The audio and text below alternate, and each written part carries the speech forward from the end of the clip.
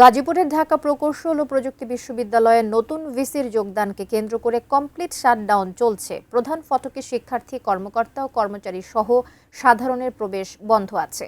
দাবি মেনে না নেওয়া পর্যন্ত আন্দোলন চালিয়ে যাওয়ার ঘোষণা দিয়েছেন শিক্ষার্থীরা। এ বিষয়ে ডুয়েট ক্যাম্পাস থেকে বিস্তারিত জানাতে যুক্ত হচ্ছেন প্রতিনিধি শিহাব খান। শিহাব খান, আজকের কি অবস্থা একটু জানতে চাই সেখানকার খোঁজ খবর।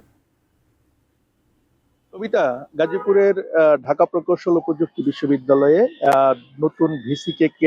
নতুন ভিসি নিয়োগ এবং যোগদানকে কেন্দ্র করে শিক্ষার্থীদের যে আন্দোলন চলছে, এই আন্দোলনের আজকে কিন্তু কমপ্লিট শাটডাউন চলছে। এই কমপ্লিট শাটডাউন ঘিরে বিশ্ববিদ্যালয়ের যে প্রধান ফটক রয়েছে তা কিন্তু একদমই তালাবদ্ধ অবস্থায় রয়েছে এবং ঠিক পাশেই কিন্তু পকেট গেট রয়েছে, সেটা কিন্তু প্রায় সময় কিন্তু বন্ধ থাকছে। অর্থাৎ ভেতরে প্রবেশ করতে এবং বের হতে বেশ বেগ পেতে হচ্ছে এখানকার কর্মকর্তা, কর্মচারী, সাধারণ শিক্ষার্থী যারা রয়েছেন এখন পর্যন্ত তাদের। এছাড়াও কিন্তু ভেতরে একটি সরকারি প্রাথমিক বিদ্যালয় রয়েছে কিন্তু ডুয়েট উচ্চ বিদ্যালয়, এখানেও কিন্তু একটি বার্ষিক পরীক্ষা চলছে বলে আমরা জানতে পেরেছি।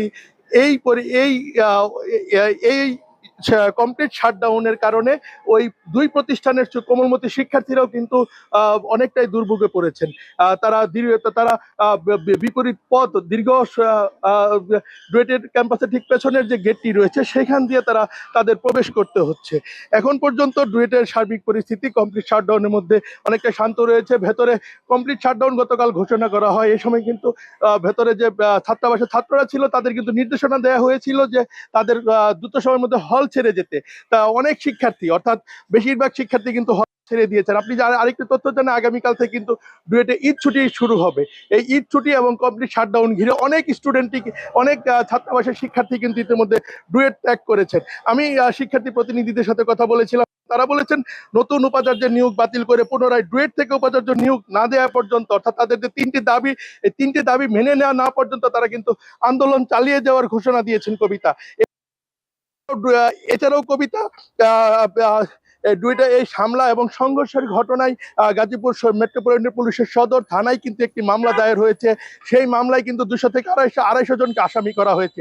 এই 200 থেকে 250 জনের মধ্যে এখনো পর্যন্ত কাউকে আটক বা গ্রেফতারের খবর পাইনি। নতুন কোনো মামলার খবরও কিন্তু আমরা নেই।